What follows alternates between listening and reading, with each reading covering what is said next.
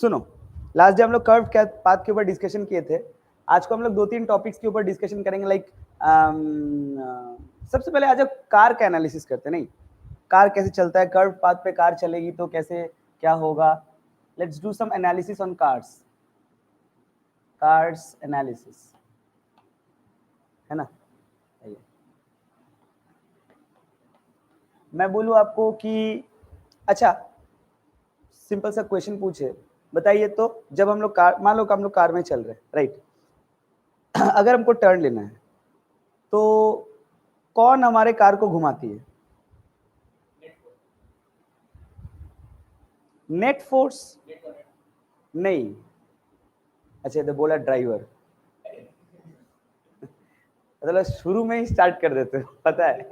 अरे अभी शुरू किए नहीं क्लास की चालू, गाड़ी को कौन घुमाती है? ड्राइवर।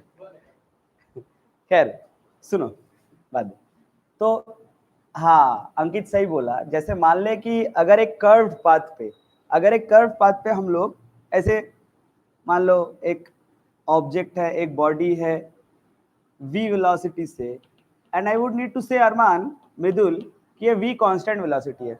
मैं आपको बोलूं कि एक कर्व पाथ पे जब गाड़ी ऐसे टर्न लेती है तो गाड़ी को टर्न लेने में मदद कौन करता है? फ्रिक्शन ही करता है ना। अच्छा सोच, ये फ्रिक्शन किधर लगता है? एक मिनट, करेक्ट आंसर है फ्रिक्शन अंदर की ओर लगता है। यार तुम लोग में से कितने लोग मेरे से इस बात से सहमत हो, सर ये जो फ्रिक्शन अंदर लगता है ना, ये फ्रिक्शन कैसा फोर्स है? सेंट्रीपिटल फोर्स की सेंट्रीफ्यूगल फोर्स? पीटल, क्योंकि अंदर है। हाँ अच्छा, तो इधर एक mv²/r लगती होगी, है ना। ये कौन सा फोर्स है? सेंट्रीफ्यूगल फोर्स की स्यूडो फोर्स? सेंट्रीफ्यूगल फोर्स और स्यूडो फोर्स अलग बात है क्या? अच्छा वो क्या है? अच्छा स्यूडो फोर्स कौन सा होता है? जब 80 मतलब इस डायरेक्शन में भी एक फोर्स होगा और ये इस डायरेक्शन में फोर्स होगा, दोनों का रिजल्टेंट पे काम करता है। हाँ सेंट्रीपिटल, सही है। हाँ तो मेरे को ये बोलना है कि जब कार सक्सेसफुली घूम जाती है, अच्छा अगर कार, जैसे मान लो ऐसे कितना बार ऐसा होता है कि हम लोग का कार स्किड कर जाती है, जब स्किड कर जाती है तो वो क्या होता है? मतलब फ्रिक्शन और सेंट्रीफ्यूगल दोनों में कौन बढ़ जाता है? दोनों में कौन बढ़ जाता है? ये अगर आपको बताना है ना तो आपको ये पता करना पड़ेगा कि बताइए फ्रिक्शन का डेफिनेशन क्या है। वो एक चालाक व्यक्ति है जिसको सारी फिजिक्स आती है। एक मिनट, यहाँ पे प्रेमी कौन है? रोड और टायर। अच्छा एक बात बता, हाँ एक रोड और टायर, जब हम लोग का गाड़ी स्किड कर जाता है तो मतलब क्या वो दोनों साथ नहीं रह पाते? नहीं, वो फिसल जाते हैं ना, तो फिर वो साथ नहीं रह पाते। साथ नहीं रह पाते मतलब क्या? फ्रिक्शन के कैपेसिटी के बाहर चला जाता है। अबे गाड़ी को टर्न करना है ना, तो जितना गाड़ी का बाहर का सेंट्रीफ्यूगल रिक्वायरमेंट है उतना ही तो फ्रिक्शन भी उसको पकड़ के रखेगा, तभी ना एक सक्सेसफुल टर्न लेगा, है ना। अब मान ले अगर गाड़ी फिसल जा रहा है, इसका बात का मतलब क्या है? मतलब फ्रिक्शन का अपना एक हैसियत है जिसके, हाँ नहीं, जिसके बाहर वो चला गया, अब वो नहीं रोक पा रहा है, फ्रिक्शन कर गया स्किड, मतलब कौन ज्यादा हो गया? सेंट्रीफ्यूगल। मतलब ये मेरा एक्सप्लेनेशन से एक बात तो तय है, वो ये है कि अगर एक गाड़ी को सक्सेसफुली टर्न लेना है, क्या फ्रिक्शन और सेंट्रीफ्यूगल फोर्स दोनों इक्विलिब्रियम में है? कोई एक जन का बैलेंस टूटेगा ना, या तो गाड़ी टर्न नहीं ले पाएगा या तो लेते समय फिसल जाएगा। ये बात मानते हो क्या? अगर ये बात मानते हो तो इस कार का एनालिसिस में आइए सब कोई ध्यान से देखिए, इतना तो मानते ही होंगे ना कि जो फ्रिक्शनल फोर्स है क्या वही अपना mv²/r है? अब एक इतना मुश्किल है ये समझने में, समझ में आया क्या? बोलो यस और नो। तो अपना फ्रिक्शनल फोर्स ये अपना सेंट्रीपिटल और उसी को बैलेंस करता हुआ एक सेंट्रीफ्यूगल, है ना, जो आर के अलोंग लगता है, मतलब ए आर, मतलब सेंट्रीफ्यूगल फोर्स। बोलो क्लियर? अच्छा अब एक और बात सुने, ये अपना फ्रिक्शनल फोर्स बराबर mv²/r। अच्छा एक बात बता, अलग से मेरे को फ्रिक्शन में भी तो मैंने पढ़ा था, अलग से मेरे को फ्रिक्शन में भी पता है ना, F बराबर होता है क्या म्यू एम जी? अरे आपको पता है ये F बराबर म्यू एम जी होता है ना, देखो ना, हम लोग फ्रिक्शन में लिखते हैं F equals to mu N. अबे तू बहुत अच्छे से देख, एक्चुअली ये F क्या है फ्रिक्शन पॉइंट ऑफ व्यू। थोड़ा सा फ्रिक्शन पे आता हूं, आपको बताना चाहूंगा ये फ्रिक्शन पॉइंट ऑफ व्यू में F क्या है, फ्रिक्शनल फोर्स की F मैक्स। ये F मैक्स है, the maximum static it can offer, F max है वो। अच्छा, याद दिलाना चाहूंगा, आप उसको एक्चुअली में ऐसे लिखते थे, less than equals to mu N. सोच के देखिए, अरे आप लास्ट टर्न में भी तो कर्व पाथ में भी लिखे हैं आपने कि F is always less than equals to mu M G. Friction हमेशा ना नॉर्मल रिएक्शन से कम ही होता है कि नहीं। हम लोग एक टर्न में हम लोग, हाँ F मैक्स एक तो सही मृदुल। तो आपको इतना नहीं समझना है, आप बस इतना समझो F इक्वल्स टू आप म्यू एन लिख सकते हैं, और ये हमेशा F मैक्स मैक्सिमम फ्रिक्शन होता है। अच्छा, F म्यू एन मतलब क्या, म्यू एम जी भी लिख सकते हैं, है कि नहीं। Okay, so this is the maximum, mu mg मतलब this is the maximum friction the road can offer to the tire to be their premi। अरे है कि नहीं, इससे ज्यादा औकात है क्या, स्किड हो जाएगा इससे नहीं। अगर सेंट्रीफ्यूगल बढ़ गया तो स्किड हो जाएगा, है कि नहीं। अच्छा, मतलब मैं ये बोलना चाहता हूं कि गाड़ी कितने स्पीड, गाड़ी का जो सेंट्रीफ्यूगल है वो किसके हाथ में है, रोड के हाथ में कि ड्राइवर के हाथ में। गाड़ी का सेंट्रीफ्यूगल वो ड्राइवर के हाथ में भाई, क्योंकि सेंट्रीफ्यूगल मतलब होता है mv स्क्वायर बाई आर, और v तो बेटा ड्राइवर के हाथ में है, v के फ्रिक्शन के हाथ में है। क्या फ्रिक्शन का एक मैक्सिमम औकात है जिसके बाहर वो नहीं लग सकता। एक हद तक फ्रिक्शन क्या सेंट्रीफ्यूगल को बैलेंस कर पाएगा, उसके बाद वो बैलेंस करने का कोई हिम्मत, उसका कोई हिम्मत नहीं है। तो हम लोग लिमिटेशंस पे बात करें तो एक सक्सेसफुल गाड़ी का टर्न तो तभी होगा जब this frictional force is always either greater than or greater than equal to mv square by R. अरे क्या ये रिलेशन सही है। अच्छा, we will talk about the maximum point. The actually अपने को अभी पता क्या करना है, पता है what is the maximum velocity, वो कौन सा मैक्सिमम वेलोसिटी है जितने पे अपन गाड़ी से टर्न ले लेंगे और अपन स्किट, बस स्किट नहीं करेंगे। तो F इक्वल्स टू अपना mv स्क्वायर बाई आर। सारे लॉजिक्स के साथ क्लियर है, आगे बढ़ते हैं। और हम लोग को ये बात भी पता है F equals to mu M G. इसे बनाओ इक्वेशन नंबर 1, इसे बनाओ इक्वेशन नंबर 2। क्या तुम लोग इस बात को मानते हो कि हम लोग लिख सकते हैं mu M G equals to, अरे mv स्क्वायर बाई आर लिख सकते हैं ना, म्यू, पक्का तो। अच्छा एक बात बताए, ऐसा लिखते हैं ना ज्यादा थोड़ा रियलिस्टिक लगता है ना, इसमें थोड़ा सा रियलिस्टिक लग रहा है, क्या ये बात सही है। अब मैं m काट सकता हूं क्या, तो बोलो क्या मिला, F is equals to mu G R. क्या बोलते हो यार, तो क्या v is less than equals to root under mu G R. अरे यस और no. So what about the v max, the maximum velocity is equal to part, the equal to part is the v max। Arman बोलो, क्या आपको समझ में आया है, उतार ले। एक गोली चलाएंगे तो हम लोग, ऐसा तो नहीं हो सकता मान ले गन फायर किया गया ढाई, हम लोग बुलेट को पकड़ के पूछ लेते थे भाई कितने पे, ऐसे तो नहीं पूछ सकते ना।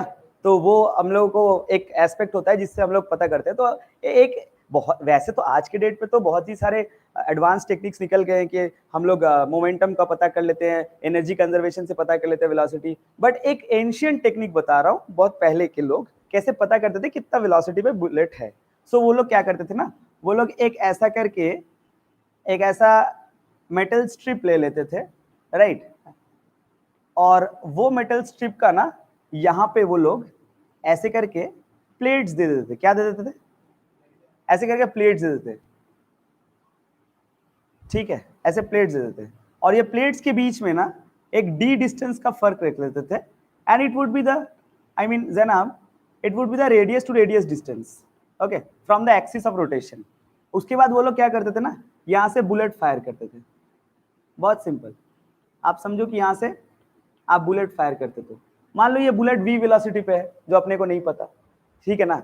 सोचो आप यहाँ से बुलेट फायर किए ना ढाई, तो और ये डिस्क जो है ना, ये मेटल डिस्क नहीं है, ये एकदम पतला पतला पेपर, हल्का फुल्का एकदम फालतू पेपर का डिस्क लेते थे, मतलब फिन फिन एकदम पतला पेपर, सेलोफेन पेपर टाइप समझ लो, एक पेपर का डिस्क रखते थे। जैसे उसने फायर किया ये डी डिस्टेंस, ये तो अपने हाथ में है। अच्छा वैसे एक और बात, ये जो चीज है ना, ये पूरा ओमेगा से हम लोग घुमाते थे। कौन घुमाता था ये हम लोग घुमाते थे। अबे हम लोग का सेटअप है तो हम ही लोग घुमाएंगे ना। बुलेट का वेलोसिटी तो अपने हाथ में नहीं है, पर ओमेगा घुमाना तो अपने हाथ में है। मान लो इसमें हम लोग ऐसे करके क्या बोल देंगे, अरे रुको ना यार, नहीं ओमेगा रेडियन पर सेकेंड। अरे 5 रेडियन, 6 रेडियन, 7 रेडियन, ये तो घुमाना अपने हाथ में है ना। तो ऐसे करके ड्र ड्र ड्र ड्र सारे डिस्क ऐसे ऐसे ड्र ड्र ड्र ड्र ऐसे घूमते थे। अब मान ले फायर किया वेलोसिटी से, कितना वेलोसिटी से, v वेलोसिटी से फायर किया, और ये अपना d डिस्टेंस दूरी पे 2 डिस्क रखा हुआ है। अब मैंने क्या करता हूं, आपको यहाँ पे वेलोसिटी का फायरिंग आपको दिखेगा नहीं, तो मैं यहाँ पे फ्रंट व्यू बनाता हूँ। कितने लोग आप लोग ये समझ ले, फ्रंट व्यू याद रखना, टॉप व्यू नहीं है ये फ्रंट व्यू एस्पेक्ट है। आप समझ लो कि वो जो डिस्क है, इस डिस्क के पीछे भी एक डिस्क है ना। अरे आप समझोगे इसके, इसे ऐसे सामने से देख रहे हैं, है ना, इसको सामने से देखो जहां से बुलेट जा रहा है, हाँ ओवरलैप। तो क्या यहाँ पे एक डिस्क है कि 2 डिस्क है? अबे एक कैसे, इसके पीछे ही एग्जैक्टली एक डिस्क है ना। वो दिखेगा नहीं ना, हम एकदम फ्रंट व्यू बना, क्या फील कर पा रहे हो? अब बोला गया कि अब आप समझो कि अगर ये एकदम सिंपल टारगेट है और पेपर है, तो जाहिर सी बात है v वेलोसिटी से जब जाएगा, क्या बुलेट यहाँ पे एक छेद कर देगा? आप बहुत ध्यान से सोचो, तो पक्का अगला छेद कहां होगा? अगला डिस्क पे, वहीं पे नहीं यार, ओमेगा से तो घूम रहा है। अब सोचना अगला छेद क्या यहां पे होगा? अरे क्योंकि यहां पे छेद करने के बाद बुलेट जब यहां जाएगा, तब तक तो डिस्क थोड़ा घूम भी चुका होगा। यार तुम्हें नहीं आया समझ में? पक्का? हाँ, तो इस छेद के बाद का छेद क्या यहां हो जाएगा? तो ये रेडियस तो अपने को पता है, और ये बोलो ये थीटा क्या अपने को मिल जाएगा? मिलेगा ही नहीं मिलेगा? तो और अपने को तो ये भी पता होता है ना, ओमेगा क्या मेरे हाथ में है? अबे ओमेगा से तो हम घुमा रहे हैं, वो डेटा तो मेरे हाथ में है। It's a practical situation. Theta equals to क्या, omega equal to theta into T लिख सकते हैं क्या? और टाइम क्या मिलेगा? टाइम इक्वल्स टू क्या होगा? ध्यान से देखो तो, अच्छा theta equal to omega T, sorry theta equal to omega T. हाँ तो टाइम क्या मिलेगा? टाइम आप ध्यान से देखो तो थीटा बाई ओमेगा। बोलो क्या थीटा क्या होगा, वो हम लोग प्रैक्टिकल एक्सपेरिमेंट से पता कर सकते हैं। अच्छा ओमेगा क्या मेरे हाथ में है? अबे तो साला टाइम निकल गया। क्या मिल गया मेरे को? टाइम मिल गया ना। और आप तो ये भी बात पता है कि ये बुलेट का वेलोसिटी चाहिए ना, तो वो तो वेलोसिटी इक्वल टू आप लिख सकते हैं ना डी बाई टी। आ गया बुलेट का वेलोसिटी। बोल देखो, इट्स अ प्रैक्टिकल यूज। क्या दीवाल? तुम कभी हाईवे में नहीं गए हो? सर हम लोग तो कौन सा गांव है तुम्हारा? गांव कौन सा तुम्हारा? यूके, यूनाइटेड किंगडम नहीं, उत्तराखंड पूछ रहा हूं। मॉस्को? खैर अब तो कुछ बोलना ही नहीं है। आइए, अरे बैंकिंग ऑफ रोड्स मतलब आप लोग अगर हाईवे में, हम लोग का इधर का रोड में तो कुछ पता नहीं चलेगा। आप लोग हाईवे में गए होंगे ना, तो आपको दिखा होगा कि हाईवेज में जब टर्न्स होते हैं, क्या वो थोड़ा सा ऐसे टिल्ट होते हैं? नहीं, हाँ वो तो मैं बोला था, बट मैं आपसे पूछ रहा हूँ, क्या आप लोग कभी हाईवे में चढ़े हैं, बाइक में या कार्स में? हाँ, अबे कोई भी हाईवे हो, और हाईवे में जाके भिड़ंगी में जाके खड़ा मत रहना, मेरे को बैंकिंग देखना है, पुलिस पकड़ लेगा, उठा लेगा भी। अरे भाई टर्निंग जरूरी है। जब टर्न होता है ना, तब हम लोग रोड्स को ऐसे थोड़ा सा स्लाइटली बेंड करते हैं, ठीक है, उसको बैंकिंग बोलते हैं। आप थोड़ा सा रोड को टिल्ट कर दोगे। आप लोग बहुत हाई स्पीड में, अब नॉर्मली अपने हाईवे में गाड़ी कितने पे चलती है बताइए? चलिए मैं जो पढ़ाने वाला था तुम्हें गोली मारो, मैं तुम लोग को फील आए ऐसा प्रैक्टिकल सिचुएशन में बात करूंगा आज को। बोलो गाड़ी हाईवे पे कितने चलती है? नहीं हाईवे पे तो 100 120 पे, क्या 60 70? बैलगाड़ी चला रहे हो क्या तुम? तुम्हारा गाड़ी उतना ही है। खैर 100 से 120 पे अपना गाड़ी हाईवे पे चलती है, it's standard you know in the NH. बात सुने इधर। तो मैं ऐसे नॉर्मली तुमको बोला कि 100 से, अच्छा तो अपनों का अगर मान ले हम लोग को टर्न लेना है, क्या लेना है? सोच, अगर हम लोग को टर्न लेना है, तो गाड़ी तो अपनों का 100 120 पे चल रहा है। So what is the maximum velocity with which we can move? बताइए। मैं आपको 100% नहीं 200% फील करवाऊंगा कि बैंकिंग का आखिर में जरूरत ही क्या है। कितने पे हम लोग की गाड़ी मूव कर सकती है? अबे 100 से 120 ना। हाँ करेक्ट मृदुल, मोटो जीपी के ट्रैक्स, रेसिंग ट्रैक्स में बैंक्ड होते हैं साइड में। देना ऐसे थोड़ा टीम, हाँ एसफॉल्ट वेसफॉल्ट में बैंकिंग थोड़ा सा किया रहेगा। अबे थोड़ा सा करते इसका मतलब ये नहीं कि ये ले 70 डिग्री गाड़ी धपा, ऐसे कुछ नहीं है। मैं बता रहा हूँ हल्का सा टिल्ट करते हैं, लेकिन वो तो बाद की बात है। मैं तुम्हें एक प्रैक्टिकल प्रॉब्लम बता रहा हूँ कि ये बैंकिंग पहले के जमाने में नहीं होता था। आप 40-50 साल पीछे चले जाइए, रोड्स ऐसे फ्लैट होते थे, लेकिन उसके बाद इस टेक्नोलॉजी का इजाद किया गया। और क्यों? उसका रीजन ये है कि आप हम लोग ये बताइए ना कि गाड़ी हाईवे पे कितने पे चलती है, लाइक 100 से 120। मैं तुमसे पूछूं, तुम्हारा डेटा ले लिया मैंने, अपना जो गाड़ी का वेलोसिटी होता है ना वो 100 से 120 किलोमीटर पर आवर के स्पीड से चलती है। अरे है कि नहीं है? अच्छा मेरे को ये कौन, तुम लोग में से कौन ये बताएगा, ऑनलाइन ऑफलाइन जो भी है, ये 100 मीटर ही पकड़ के चल रहा हूं, 100 किलोमीटर पर आवर मतलब कितना मीटर पर सेकंड? अरमान फटाक से कितना मीटर पर सेकंड? अबे 18/5 होता है क्या? कितना होता है? 20। सही लिखा क्या? 18/5 या 5/18? अबे किलोमीटर पर आवर से मीटर पर सेकंड में कैसे जाते रहे, बताओ यार। मैं 18/5 की 5/18? 5/18 यार, है ना? 5/18। हाँ तो इसको डिवाइड कर ले यार, कितना आएगा?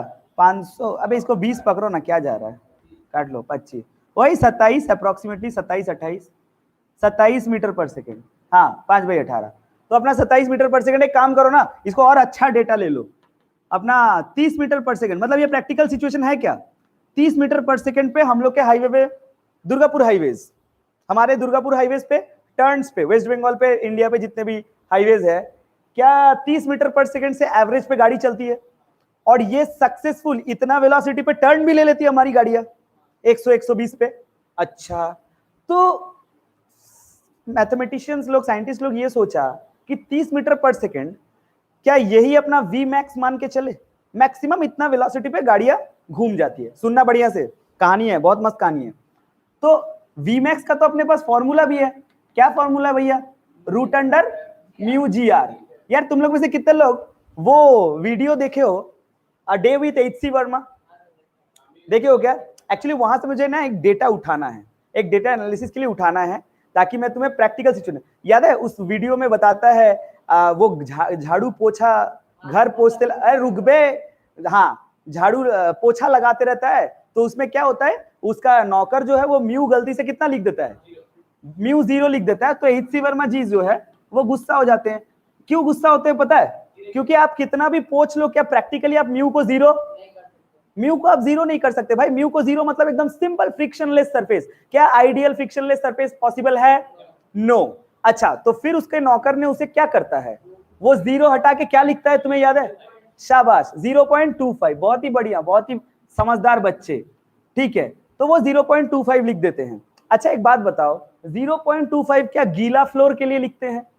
अच्छा एकदम प्रैक्टिकल में ले जा रहा हूं, इससे प्रैक्टिकल तो हो ही नहीं सकता। अब देखो तुम, अच्छा गीला फ्लोर के लिए अपने को एक डेटा मिला। अच्छा घर के फ्लोर जितने गीले होते हैं, अच्छा रोड पे, हाईवे पे बारिश भी तो होती होगी। जब रोड पे, हाईवे पे बारिश होती है तो क्या रोड्स का म्यू ऑल्टर हो जाता है? सोचो ना, आम दिनों में म्यू और बारिश के दिनों में म्यू ज्यादा या कम? क्या जितना ज्यादा बारिश होगा क्या उतना स्लिपरी होगा, फिसलने का चांसेस ज्यादा है, तो क्या यानी म्यू कम है? अच्छा ये एक बात तो पता चल गया, यानी हमें वो कर्व पाथ्स ऐसे डिजाइन करने हैं कि गाड़ी अपना 100 से 120 पे भी चले और कैसा भी म्यू कंडीशंस हो, क्या गाड़ी फिसले ना। मतलब हमको अपने दिमाग में घटिया म्यू लेके काम करना होगा कि अच्छा म्यू? अबे घटिया म्यू, क्योंकि घटिया कंडीशंस का म्यू लेके हम लोग को एग्जिस्ट करना है। अच्छा पे तो अच्छा है ही। बात समझ आ रहा है क्या? तो बताओ, अगर मैं मतलब घर के जमीन पे अगर मैं पोछा लगा दूं और उसका म्यू अगर 0.25 हो जाए, तो क्या रोड का म्यू मैं 0.3 मान लूं? अरे थोड़ा सा ज्यादा, 0.3 मान लूं। ये मैं तुम्हें इसलिए बोला क्योंकि तुम लोगों ने वो वीडियोस देखा हुआ है, बट एक्चुअली में आप बुक्स वगैरह पढ़ोगे ना, रेनी डेज के लिए जो सरफेसेस होता है, ये आप लोग नहीं पढ़ोगे, ये हम लोग का सिविल इंजीनियरिंग के टर्म्स में है। ड्रेन्ड आउट रोड्स, जो लोग हेवी रेन सफर करते हैं, वो रोड्स के म्यू रेनी डेज के, रेनी सीजन के टाइम पे 0.3 से 0.35 तक पहुंच जाते हैं। ये आपका जानने का काम नहीं है अभी, बट ये मेरा तरफ से डेटा था। मैंने आपको विजुअलाइज इसलिए करा क्योंकि वो वीडियो आपने देखा हुआ है, तो आप लोग प्रैक्टिकली समझ सकते हैं। हाँ भाई म्यू 0.25 या 0.3 जा सकता है, राइट? ठीक है, तो आगे बढ़ते कहानी पे। तो गाड़ी अपना मैक्सिमम वी मैक्स जो है, गाड़ी अपना मैक्सिमम 30 मीटर पर सेकेंड, और म्यू कितना ले लिया जाए, 0.3 ले लो क्या, इंटू जी कितना 10, इंटू क्या रेडियस आर। देख जरा रेडियस कितना निकलेगा यहाँ पे अपना 900 इक्वल्स टू 3 इंटू आर। क्या बोलता है यार, आर इक्वल टू कितना निकला, 300 मीटर।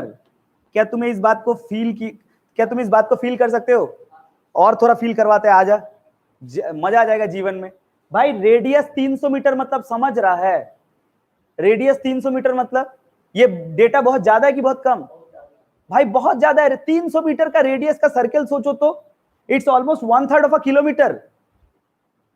मतलब समझ रहे हैं कि अगर मैं चाहता हूं कि यहां से मैं नेशनल हाईवेज क्रिएट कर रहा हूं, it's a department of civil engineering, मैं चाहता हूं कि यहां से मैं नेशनल हाईवेज क्रिएट कर रहा हूं, और मैं चाहता हूं कि गाड़ियां मुचीपड़ा रोड के बाद, आप ऐसे समझो, मैं चाहता हूं कि गाड़ी सीधा मुचीपड़ा तक जाए, उसके बाद मुचीपड़ा से यू टर्न ले लेगा, और यू टर्न लेके सीधा बोलपुर के रास्ते घुस जाएगा। मतलब आप लोगों को जियोग्राफिकल नहीं पता, ये अपना मुचीपड़ा हाईवे है, आपको ऐसे थोड़ी होता भाई, ये मर जाएंगे लोग यहाँ पे। बात समझ में आ रहा है? ऐसे ऐसे लोग यहाँ पे मर जाएंगे। क्यों? आपको अगर किसी ट्रैफिक को, किसी रोड को अगर 90 डिग्री यू टर्न करवाना है, ऐसे कर सकते हैं, या फिर आपको ऐसे करना पड़ता है ना? अब ये जो, अरे क्या मैंने तुम लोगों को रेडियस ऑफ कर्वेचर पढ़ा दिया क्या? याद है रेडियस ऑफ कर्वेचर?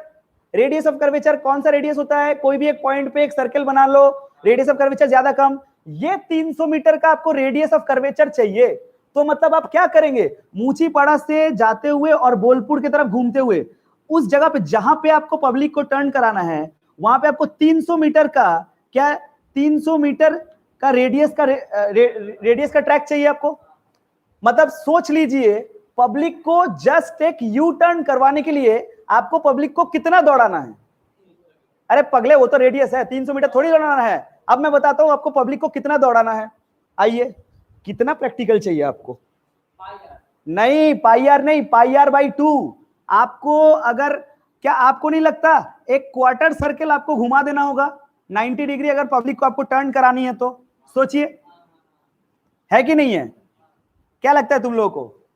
अब सोचो ना, तो आपको अगर यू टर्न करवाना है पब्लिक को, तो पाई बाई 2 इंटू 300, क्या 1.57 इंटू 300, अगर मैं गलत नहीं हूं तो लगभग 450 से 500 किलोमीटर, अप्रॉक्स 500 मीटर, सॉरी, आधा किलोमीटर पब्लिक को फालतू भगाना है। क्यों? क्योंकि उसको घुमाना है एक ट्रैक से दूसरे ट्रैक में। आधा किलोमीटर कम थोड़ी होता है भाई, लगभग 500 मीटर आपको फालतू भगाना है। बात समझ में आ रहा है? पहला बात। और दूसरा बात, यहाँ पे अब बहुत सारे खर्चे हैं। पहला बात, आपको आधा किलोमीटर का रोड बेकार का मतलब खर्चा करना है। आपको शायद पता नहीं है, हम लोग का एनएच का स्टैंडर्ड है, टेंडर कॉन्ट्रैक्ट्स निकलते हैं, पर किलोमीटर 1 करोड़ खर्चा है। एनएच बनाने में पर किलोमीटर 1 करोड़ खर्चा है। It's an unofficial data, I will not comment it officially, but मुझे पता है। स्टैंडर्ड मेजर्स 1 करोड़ पर किलोमीटर एनएच का रेट है। अब सोच लीजिए, पब्लिक को घुमाना है तो 50 लाख ऐसे खाली टर्निंग पे फेंकना है। So how costly this projects are. समझ आ रहा है? तो इस खर्चे को कम करने के लिए उन्होंने बैंकिंग का इजाद किया। पहले बता, कंसेप्ट समझ आया क्या कि हमको बैंकिंग क्यों चाहिए? क्योंकि अगर मेरे को बैंकिंग ऑफ रोड्स करना है, मतलब बैंक करके हम करते क्या है, बैंक करके हम कम डिस्टेंस में ही पब्लिक को घुमा सकते हैं। पहले बता, क्लियर है क्या? जो पॉसिबल नहीं है, इम्प्रैक्टिकल सिचुएशन।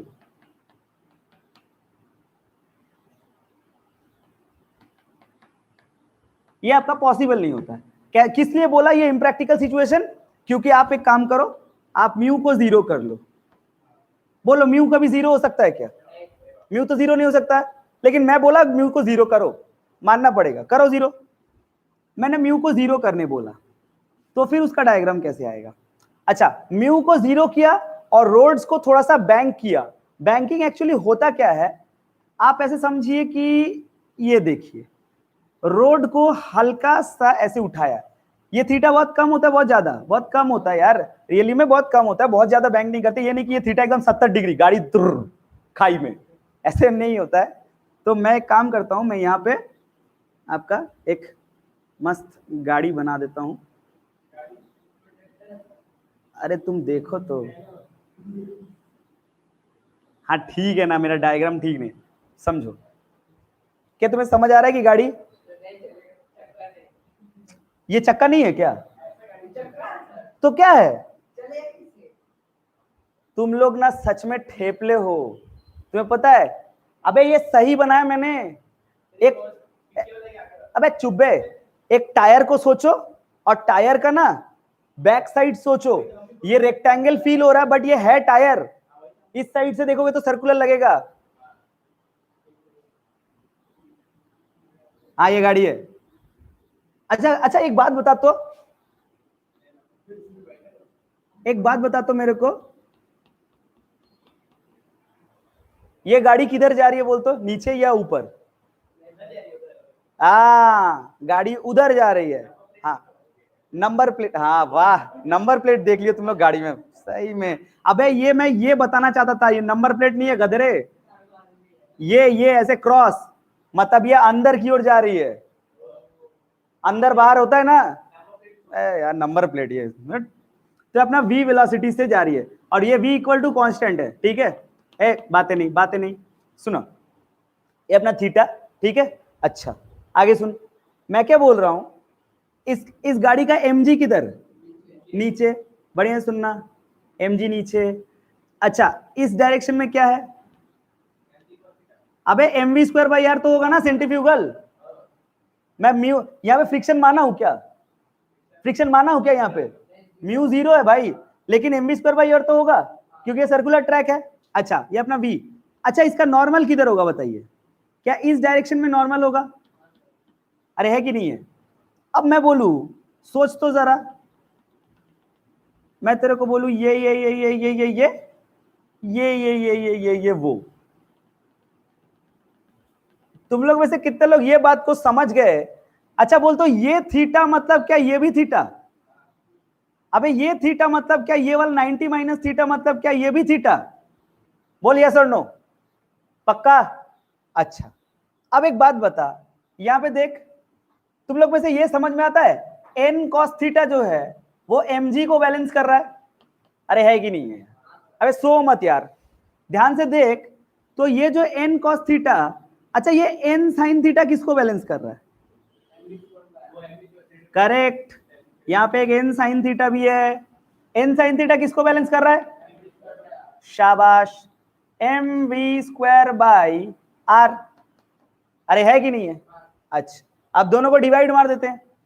आर्यन एक काम कर, दोनों को डिवाइड मार, N sine theta upon N cos theta, जिसका मतलब क्या अपना M V square by R by M G. तो यहाँ पे एन एन कैंसिल हुआ, अपने टेन थीटा को क्या मिला? टेन थीटा बराबर अपना M V square by M G R. सही है क्या? देख यहां से v क्या मिला? v मिला होगा root under G R tan theta. क्या बोलता है यार? जी आर, भाई ये बहुत बड़ा खजाना हाथ लगा मैथमेटिशियंस को। एक मिनट रुक जा, ये तो भी मैंने मतलब ऐसे मैंने प्रूव किया, इसमें तो फील डाला नहीं ना, अंदर का फील जो है वो डाला नहीं। भाई ये वेलोसिटी है क्या? किस चीज का वेलोसिटी है ये? क्या? कार का? सही बोला, अरे डर मत, ये कार का वेलोसिटी है। लेकिन ये वेलोसिटी आप सोच के देखो, एक बात बता, अगर ये कार का वेलोसिटी कम, देख बैंक किया हुआ है, रोड बैंक किया हुआ है, याद रखना, रोड कैसा है? बैंक मतलब ये रोड टेढ़ा है। अगर ये वेलोसिटी कम हो जाता है, क्या गाड़ी नीचे फिसल जाएगा? वेलोसिटी अगर कम हो जाता है तो गाड़ी फिसल जाएगा? अरे फिसलेगा नहीं फिसलेगा? तुम्हें अभी तक फील नहीं आया बैंकिंग का मतलब? अबे एक मिनट रुक, एक मिनट रुक, रुक, मेला में गया है, मौत का कुआं देखा है कैसे बाइकर्स लोग? अबे कभी देखे नहीं हो के जीवन में? सुने तो हो गया आवाज, उसी के नीचे चाट बेचता है लोग। मौत का कुआं देखे हो क्या? ऐसे डेथ डेथ वेल टाइप ऐसे डर कर घुमाते। अब सोचो वो बंदे को एक कांस्टेंट ऐसे वेलोसिटी मेंटेन करते रहना पड़ेगा ना, हल्का सा वो वेलोसिटी कांस्टेंट। अब सोचो उसी मौत के कुएं में, हाँ उसी मौत के कुएं में फ्रिक्शन गायब। सोच सोच सोच, उस मौत के कुएं में फ्रिक्शन गायब, क्या फिसल जाएगा? नहीं, नहीं फिसलेगा। अगर वो पागल जैसा वेलोसिटी में भागते रहे तो बिना फ्रिक्शन के भी ये फोर्सेस के दम पे बैलेंस करते रहेगा, नहीं गिरेगा। फ्रिक्शन गायब होगा तब भी वो नहीं गिरेगा। क्यों? क्योंकि उसका वो इतना तेजी से घूमेगा ना, उसका mv²/r n sin थीटा से बैलेंस कर देगा, नहीं गिरेगा वो। सोच, उसका माना कि उसका फ्रिक्शन नहीं है, ठीक है, लेकिन तब भी वो नहीं गिरेगा। पागल जैसा वेलोसिटी 400 किलोमीटर पर आवर, शानदार सेंट्रीफ्यूगल, है ना, पूरा n sin थीटा मस्त बैलेंस करेगा। लेकिन हल्का सा भी अगर वो वेलोसिटी घटाए ना फ्रिक्शनलेस जगह पे, वो आस्ते आस्ते आस्ते आस्ते नीचे आएगा। बोलो फील आया क्या? अब मैं तेरे को ये पूछूं, यहां देख, अब इस फोटो को देख बढ़िया से, म्यू है कि नहीं है? अगर म्यू नहीं है मतलब फ्रिक्शन नहीं है। अब अगर ये वेलोसिटी थोड़ा सा भी नीचे गिराता है, क्या हल्के हल्के नीचे सड़क जाएगा? अच्छा, अगर जितना v कांस्टेंट है थोड़ा बढ़ा देता है, क्या हल्के हल्के ऊपर जाएगा? हो सकता है बहुत ज्यादा पागल जैसा वेलोसिटी बढ़ा दे तो फेंका जाए बाहर, क्योंकि रोकने वाला तो म्यू ही नहीं है। अरे यार समझ में आ रहा है क्या? समझ में आना चाहिए। मतलब एक्चुअली मैं इतना बोल के क्या बोलना चाहता हूं, मैं बोलना चाहता हूं कि जहां हमने रोड को बैंक कर दिया ना, तो एक ऐसा वेलोसिटी मेरे हाथ लग गया जो साला फ्रिक्शन नहीं भी हो तब भी वो उसको बांध के रखेगा। इतना देर तो जो मैंने निकाला था v equal to root under mu G R, वो तो फ्रिक्शन के चलते निकाला था ना, but that was not a banked road, that was a straight, I mean ऐसे हॉराइजॉन्टल रोड। लेकिन ये बिना म्यू के भी एक वेलोसिटी अपने को मिल गया, जिससे कि इतना वेलोसिटी पे अपन गाड़ी पे चल सकते हैं और हम लोग गिरेंगे नहीं। अब सोच, अब इस पे अगर हम म्यू लगा दे तो नहीं, तब क्या और मेरे को फायदा हो गया? अरे भाई और फायदा हो गया। एक तो साला ऐसा वेलोसिटी अपने को मिल गया थीटा के चलते जो हम लोग मेंटेन कर सकते हैं, ऊपर से साला फ्रिक्शन। अब बोलो फ्रिक्शन का डेफिनेशन क्या है? क्या वो दोनों प्रेमियों को साथ मिलाएगा? और ये साला n sin थीटा का फ्रिक्शन का दोस्त है, ये n sin थीटा फ्रिक्शन का तो दोस्त हो गया ना। ये दोनों मिलकर गाड़ी को और तेजी से अंदर की ओर खींचेगा, तो क्या कम रेडियस में ही काम हो जाएगा? इस तरह से हम लोग सेव करते हैं। अब मैंने थोड़ा फिजिक्स बताया, इसके बाद मैं मैथ्स बताऊंगा। पहले बोले यहां तक कहानी समझ आया क्या?